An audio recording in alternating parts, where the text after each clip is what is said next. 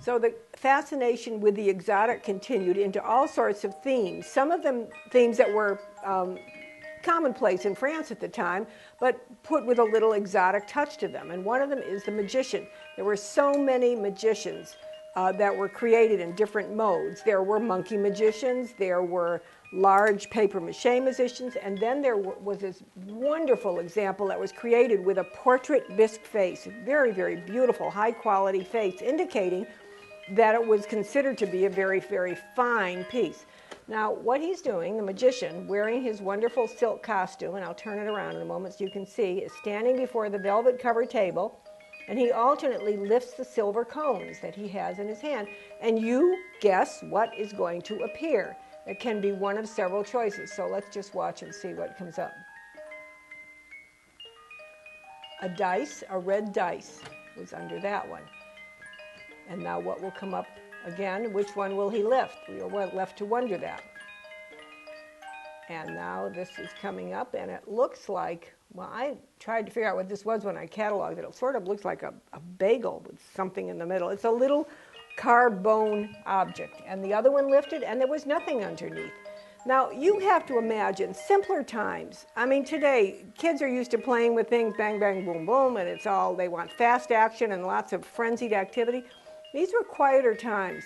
And these automaton, children and certainly adults, without any question, could stand and gaze for hours at these wonderful, simple toys with their delicate music playing in the background and pondering what would happen. And there was a white dice, and now nothing on this side.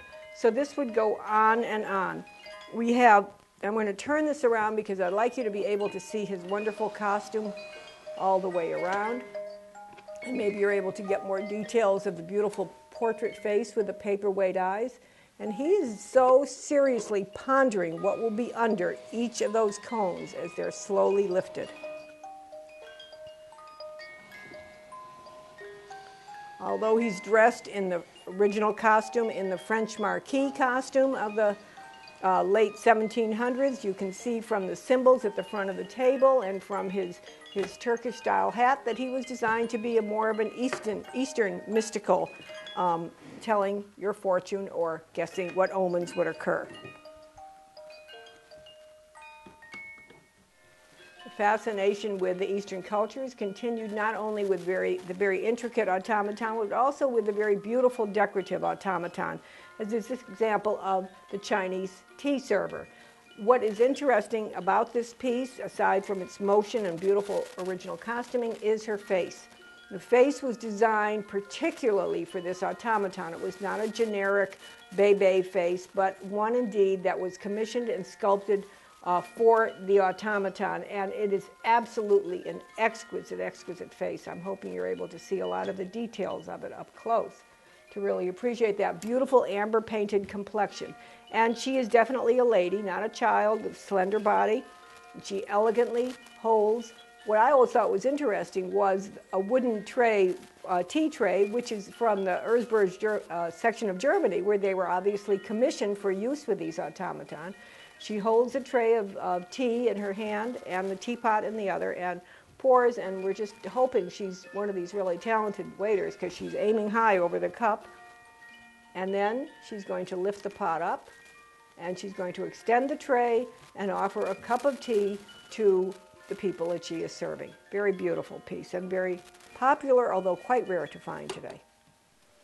Along the same lines, the tea-serving automaton featured a model known in the catalog from Lambert as Bebe Russe, the Russian tea server, wearing wonderful original traditional Russian costume, including this wonderful necklace whose stones are repeated in her headdress with her original mohair wig.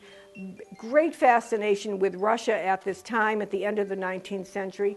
And again, the little girl is holding her wooden teapot and tray, and she's pouring tea, and then she's going to turn around and see who wants it, and she's going to offer her tray of tea to anyone passing by while music plays the whole time. Now, I said automaton were not boom, boom, bang, bang kind of things. They were very gentle and slight movements.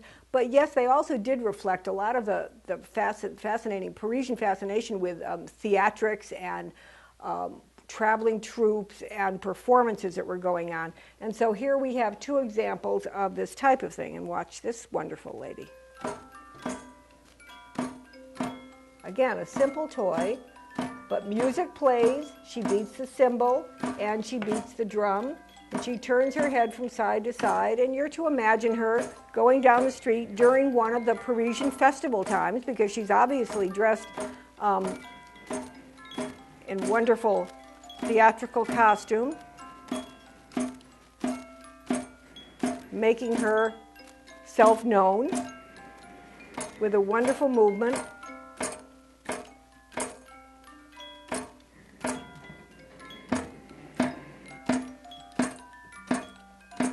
Perhaps designed to inspire a child who is learning a musical instrument and didn't want to practice. You could inspire them by saying, here's what you could become. If you keep practicing, you could become a performer. Another wonderful example is our little harlequin dressed fellow with a very, very, again, distinctive face made for automatons, a clown face, not just a generic bebe face model, but a highly characterized face. And he is going to play his mandolin.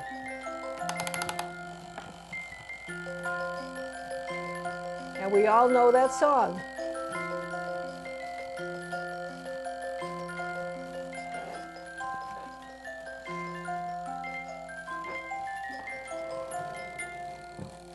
Certainly an inspiration to happy times, a good party atmosphere.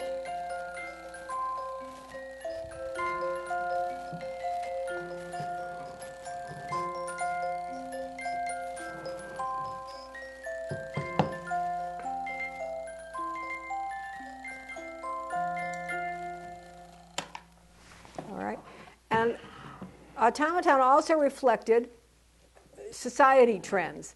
And there is this wonderful piece, watch her go, called Lady, I'm not going to let her go here because she'll go running off the tabletop, but this is the Lady in the Velocipede. Now, velocipedes came along about the same time that, and she really goes crazy, but I'm not going to put her down because I don't want her going off the table.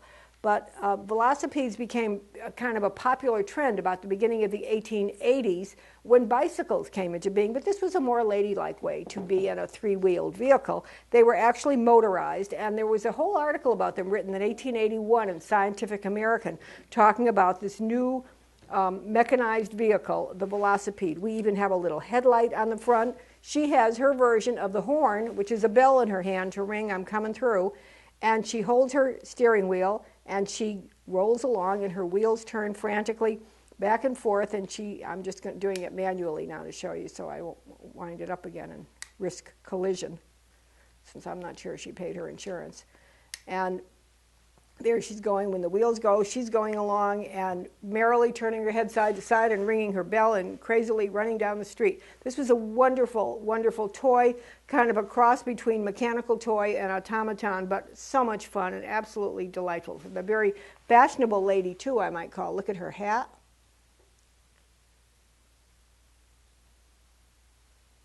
And then look at her fashionable dress that she's wearing, which is all original.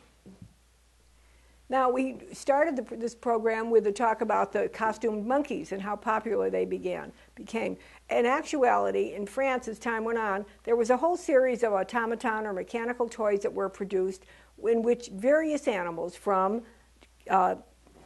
cats to bunnies to dogs, were shown as automaton and were costumed as like people, automaton. And here we have from a series that Roulet and Decamps did of two bunnies performing their various duties. A shoe cobbler on one hand, the woman busily ironing her clothes on the other. And I'm going to get these all going at one time so you can watch this wonderful little busy scene. And in this case, the bunny hiding in the head of cabbage, with a little cabbage leaf in his mouth. And he goes up and down inside the cabbage. He peeks his head up to look around to see is anyone watching. And when not, he picks his head up and starts chewing on his cabbage. So let's watch all of these going at one time.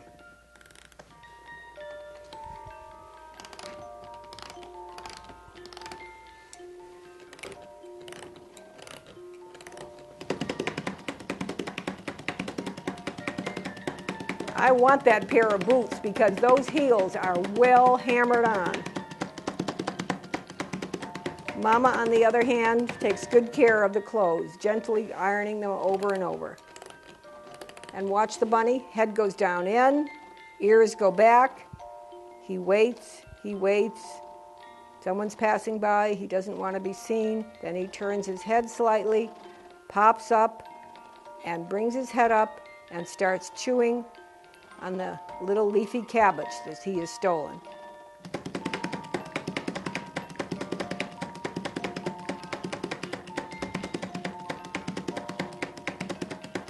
A wonderful trio of animal toys. Now, automaton had become so popular that there were the great dramatic pieces we showed you, like the Smoking Turk, that were made, but also they became to be a really great market for the parlor automatons. Beautiful little dainty fancies to decorate the Victorian salon, the French salon or the Victorian parlor. And they tended to be either ladies in very delicate activities or children in playful activities, scenes of everyday life, I call them. And I have 4 automaton that we're featuring here in as if in a looking glass that I think have wonderful activities in this line. The first of them is this wonderful masquerade lady, and I want you to watch her behavior at the ball and realize how difficult it was to get the movements completely synchronized, because she's going to be fanning herself, and then she's going to be lifting her masquerade mask to her face, and they have to be done perfectly in order not to fight each other.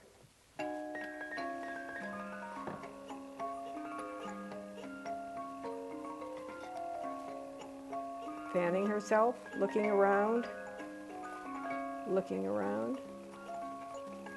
moving the fan back, and then lifting the mask to her face while she nods her head down toward the mask. She sees someone coming she wants to disguise herself from.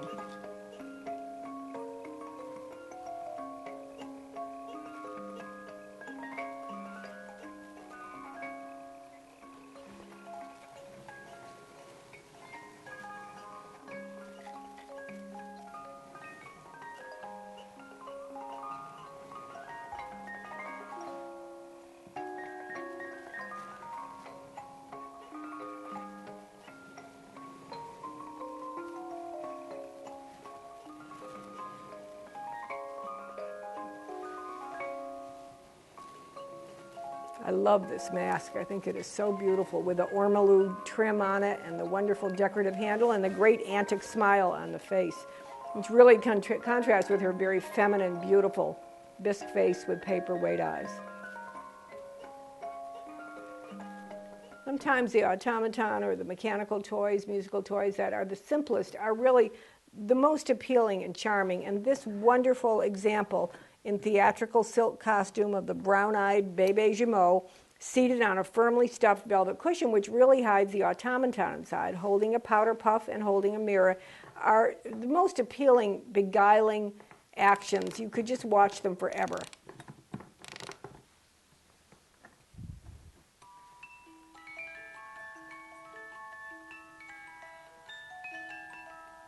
Turning the head, lifting the mirror, and deciding she needs to powder her nose. Delicate music in the background.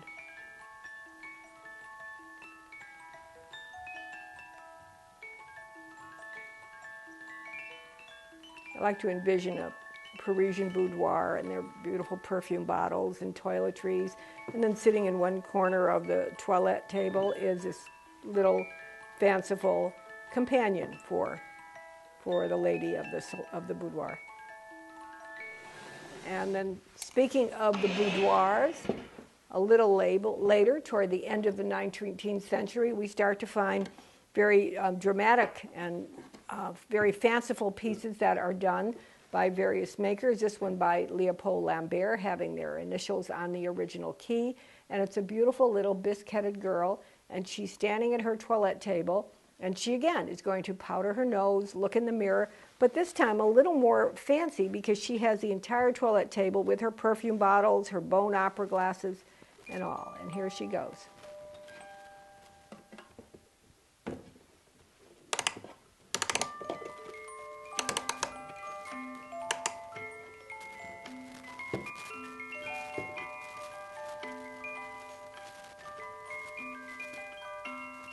She's turning her head and she's blinking her eyes, and she still has her original mohair lashes, which make it so much more appealing and enchanting. And she's going to look in the mirror again to see how she likes, and while she does, she nods her head forward to the mirror. Again, wonderful synchronized movements.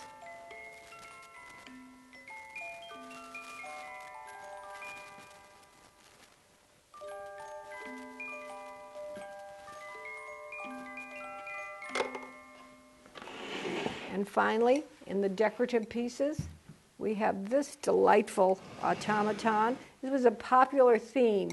And again, I like to think that it was one of the ways in which a little girl was supposed to be taking her piano lessons, and maybe you could inspire her more by having this mechanical automaton toy with a beautiful bisque doll featured to go along with it. It was made over a number of years. It was made with lady doll faces seated on an elegant stool. It was made, in this case, of the bébé face, as you can see right here. If you come in on tightly on the face, you'll see it. And standing at the piano. And always made with very, very beautiful furniture. And this sometimes with a fruitwood piano. In this case, with an ebony finished piano with ormolu candlesticks, the little ormolu music sheet, the bone or painted keys, and watch what happens.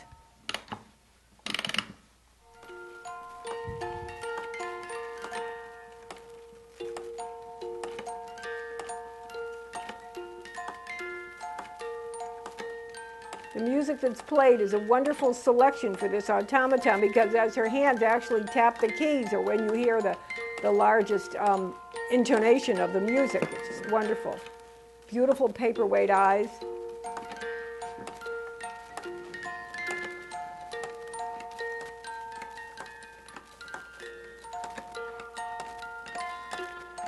And as they say, but wait, there's more. Because this little girl was not just a toy, she was actually presented at a luxury Parisian bonbon shop. Because when you lift the hood, you find inside a paper-lined receptacle for candies, for chocolates. She was sold by a Parisian candy shop with chocolates in her originally, and then became a toy for the salon. What a way to live. What are we missing today?